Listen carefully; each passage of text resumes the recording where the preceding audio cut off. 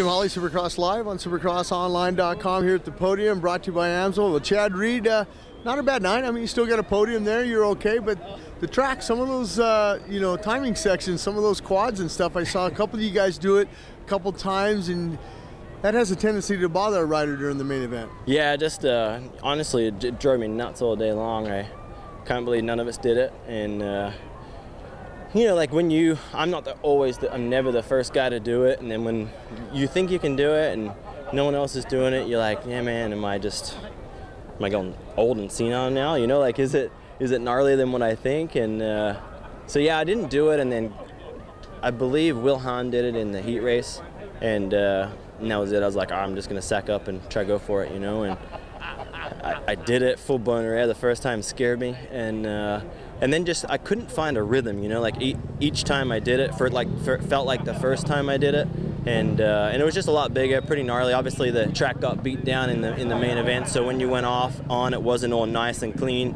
in the transition there, and but I think, believe it or not, I think there was some improvements tonight over what I wanted to fix from last week, and we were better at the beginning but worse at the end.